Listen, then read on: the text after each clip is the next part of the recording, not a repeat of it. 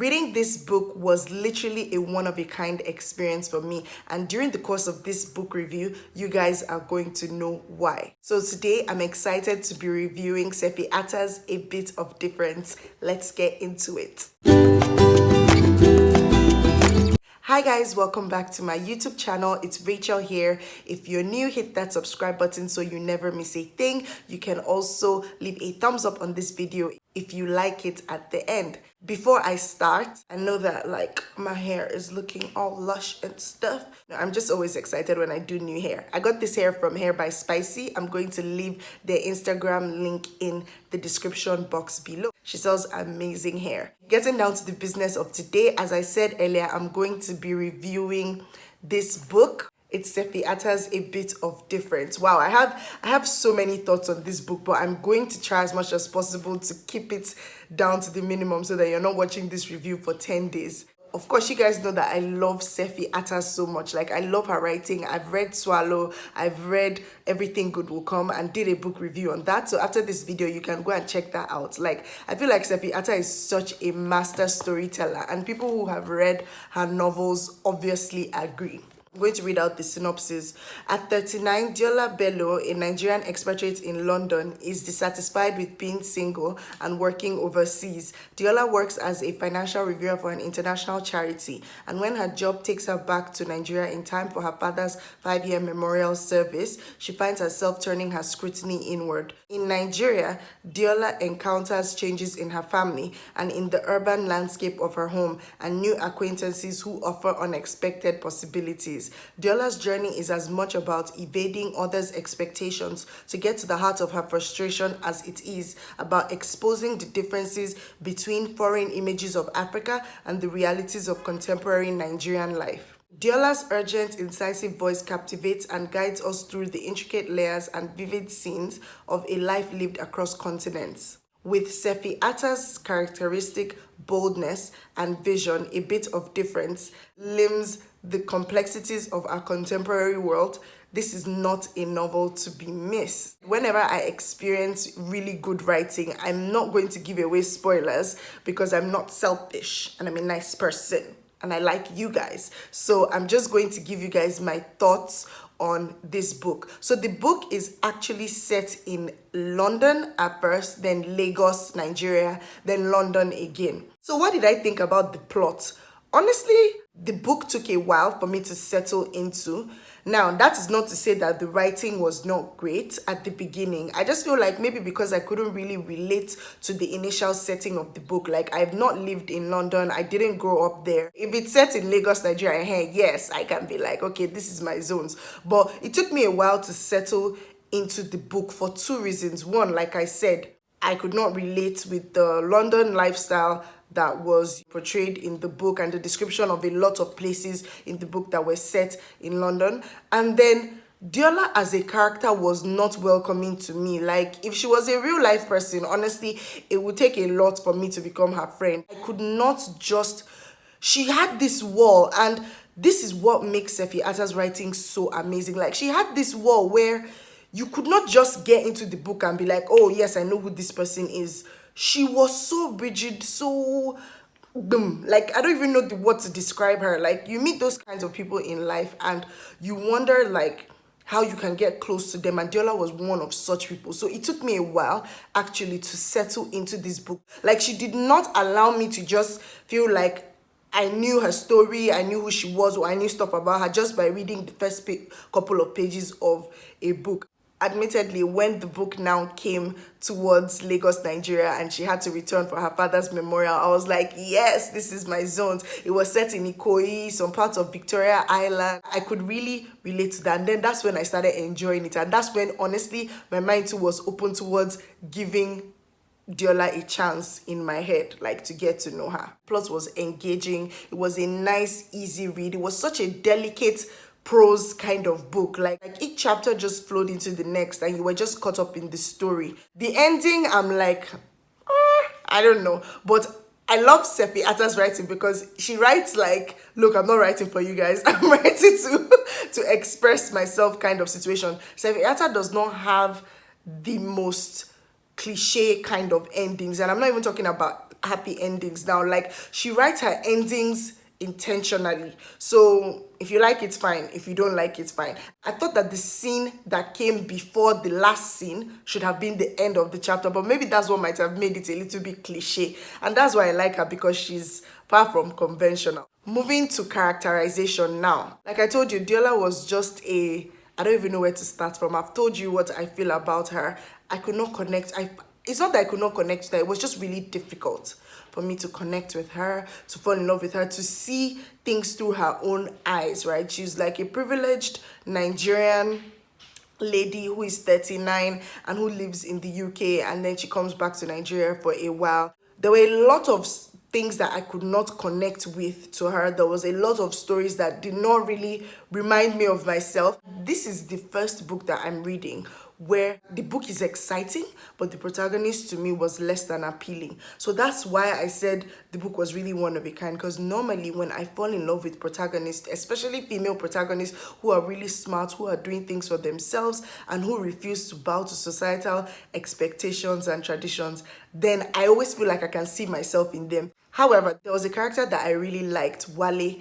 He and Diola meet up one time when she's in Nigeria, you know, in the hotel that she's staying in, and they sort of strike up a conversation, and a lot of things happen down the line, which I'm not going to disclose, that sort of creates a very unexpected bond between the two of them. But I really liked Wale. Wale was like so suave. He was tall, he was good looking, he was dark. There were some things that Wale would say, and I'm like, yeah, this is my kind of person. Like, he was very, very likable, but in a calm way, very chilled guy that is just living life on his own terms and doing things. He also had his own past and had his own baggage and things that he was dealing with, but you could just tell that he was just a chilled guy, and he just took things as it came. As in, honestly, I just really liked him. See the way I'm just smiling, I feel like he's a real guy. Not, he's a character in the book, but I just loved him. I preferred him to Diola, who is the main protagonist. So they had an argument one time. Something happened, and Wale was just quiet.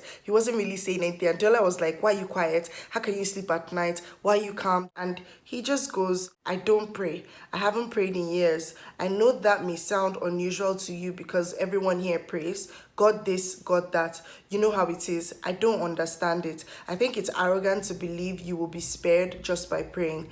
The other day, I read somewhere that we rank #1 in a survey as the happiest country in the world. And I thought, yes, that makes sense. Religion and oblivion go hand in hand. I used to pray. I prayed for Moyo's mom, and that didn't turn out right. She was a doctor and she was advised not to have a child, but she did anyway. She joined a church, all that. I don't pray anymore, but recently I was tempted to, and I thought, if there is a God, I have left him to his own devices, the way I have left women to theirs. That was how I was able to sleep that night. Does this make sense? So in just that paragraph, you got to understand why Wale's personality was the way it was. I think that even in terms of the other minor characters, Sefi Atta did such an amazing job in developing the personalities of the characters in this book. Other than Diola Bello and Wale and Diola's sibling, Sefi Atta did such a great job, from her colleagues in the UK with the organization that she was working with, to her friends who are Nigerians living in the UK, her English friends who were living in the UK as well, even her family members and extended family members. There were aunties who were not directly related to the Bello family. She developed their personalities so much that they felt like real life people. Me, I knew who I liked and who I didn't like. The writing style of the book was really nice. Like, everything was just flowy, it was easy to read, it was entertaining. She wrote in the third person narrative, but in the present tense, and so you could tell like everything was going on. Of course, once in a while she did refer to some past experiences from any one of the characters, and you could sort of get to understand why they act the way they act till today. It was just a lovely read in terms of her writing style, and I also commend her for that. So great job on that, Sefi Atta. I wasn't disappointed. Now, to what really made the book interesting for me. This book explored so many themes in a subtle but not so subtle way, and I'm going to briefly run down some of these themes. I jotted them down. One, it explored family ties. Like in Nigeria, when Diola came back, as much as there was always drama in her family, Diola had two siblings, an elder brother and a younger sister. And then she had like a cousin here, one step brother here. When she was in Nigeria, you could see that family tie thing, which is not really common abroad, where you have so many extended families of aunties, uncles, all of them just always wanted to be in her business. When she came back for the holiday, and she was only in Nigeria for 1 week, but just seeing how she was able to bond with her brother separately, bond with her sister separately, with her mom, with her cousin, her friends, just reminded me of one of the very important aspects of our African tradition that I really love the most, and that's family ties. As much as people are always in your business asking you, hey, when will you get married? You have not found somebody. Don't say that. When you tell one auntie, I'm not interested in marriage for now, they'll say, God forbid. Don't say that out. Don't you know angels are passing? They will hear. When you're not ready, they will block it. The next theme that she explored was societal and cultural expectations, especially as it relates to getting married. Now, Diola Bello comes back to Nigeria. She's 39 years old, for crying out loud, and she's not married. You can just imagine. There's no auntie that will say, how far? How are you? Bring plate of rice for me. That will not say, hey, when are you getting married now? What's going on? There was so much pressure on her to get married. In fact, she purposely did not stay at home with her mom, because she's like, look, I can't deal with this woman for 1 week pressuring me about when I'm going to get married. And that's one of the things that I eventually came to love about Diola. She was not going to bow to any form of societal or cultural expectations, especially as it relates to getting married. In fact, the aunties will say things like, stop focusing on career, go and focus on marriage. One of her aunties, who is not even like an auntie tells her, working, schooling, she says, at least born pikin if you no wan marry. Waiting, your junior sister Jaye has born pikin, your cousin Ndidi has born pikin. It's you and Ivie we are waiting for now. Let us see our successors before we die. I've told Ivie, all this career will get you nowhere as a woman. Ivie is her cousin. This is what her auntie is telling her. She now advises Diola to forget about her career and focus on having a child. You hear? She says, tugging her ear.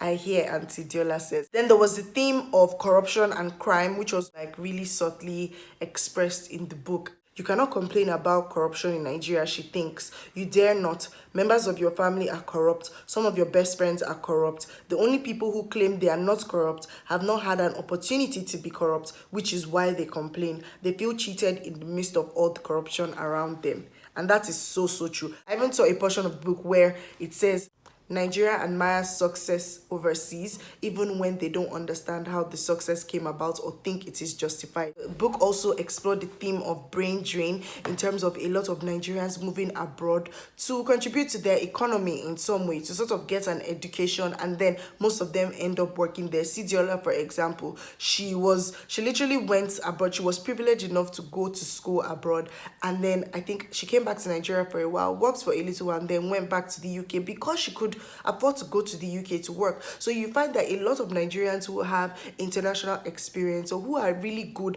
at what they've learned are willing to work somewhere else other than Nigeria. Even in the sports industry, you find a lot of Nigerians who are running, who are doing athletics, playing sports for other countries other than Nigeria. Why? Because they are not properly compensated in Nigeria. And to be fair, the average human being is thinking of, okay, how can I pay my bills? How can I move forward and advance in my career? So if you find an environment that is suitable to advance your career, why wouldn't you be there?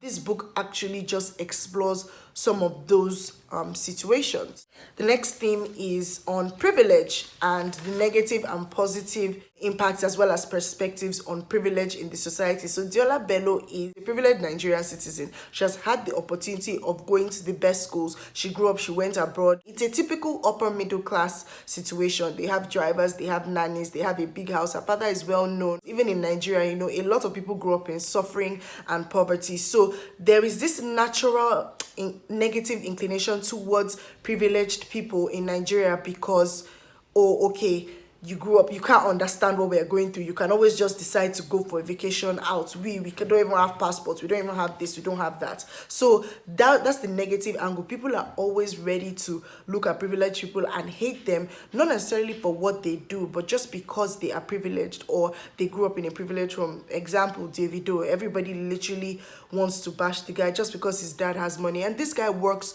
so hard to put out good music, to perform. You see him sweating, dancing on stage, trying to give people a good vibe. But no matter what he does, everybody just says, oh, his father is rich. Of course, the positive sides are the exposure that they get, is freedom to travel anywhere you want, to get a quality experience, be it education, be it just for lifestyle. And the book just sort of subtly explores some of these negative and positive aspect of privilege in Nigerian society. Another theme that was explored in the book was the foreign perception of Africa from non-Africans and Africans. So on the non-African end, like I said, Diola had some colleagues who had some really weird perceptions about Africa. And the craziest thing about it is that in 2020, people still have these weird perceptions. Like when you see a black person, the first question you're asking them is, oh, have you seen a lion up close? Have you seen a giraffe? Oh, are there lions and giraffes running around in the street? Like, why are you asking that question? Like, I don't understand. Like, so Africans are just running around in like with animals or what? And it just shows that people are still asking those type of questions. You know, when you talk about restaurants or you talk about schools, some people are like, oh, really? Oh, those things are in Africa. And Africa is a continent. It's not a country. Nigeria is a country. Also, the theme about living abroad, the negatives and the positives, I really loved that theme. There's that difference when you're not there, surrounded by your Nigerian family, and when you're living abroad. And in one of the parts of the book, where Diola has decided that she's going to move back to Nigeria, and her brother is telling her of all the things that she's going to go through. And let me tell you what he tells her. With relish, he tells her about the other difficulties she would face: traffic, poor quality repairs and servicing, stupid and devious house help, mosquitoes, good schools are expensive, and so is pediatric food and medicine. Any serious illness that she would have to get on the next flight to London if she wants to survive. I'm just warning you, he says, when he notices her expression, there is so much frustration here. Too much. People will harass you, insult you, and waste your time. They can't stand to see you happy or successful. They must bring you down somehow. And they're not the ones who are trying to rob you of your money or your life. Every day you're fighting to hold on to what you have and to stay alive. What you will go through here will make you want to run back to Lagos, will make you want to run back to London. This is Lagos for you. Why does everyone keep saying I should come home then? She asked. Because he says, abroad, you can have it all: money, good health, and security. And it's as if someone is chipping away at your backbone every day with that racialism rubbish. I can't deal with that. I wanted to spend time talking about these themes because I felt like these were the things for me that brought this book to life, other than the developed personalities in the characters and the writing style that was just so easy to follow, other than the fact that I love that I read a book that was so beautiful, but I could not connect with the main protagonist, but I could connect with other smaller characters in the book. And I just thought that it was an entertaining and educative read. If you're trying to look for a fictional book that would sort of expose you to some of these themes, then this is an amazing book for you. I thoroughly enjoyed it after I settled into it, and I thought it was beautifully written. I'm definitely going to give it a strong 8.9 over 10. Thank you guys so much for watching this review. I hope that you enjoyed it. If you've read it, let me know, and if you plan to read it as well, let me know in the comments. I will see you in my next video. Bye.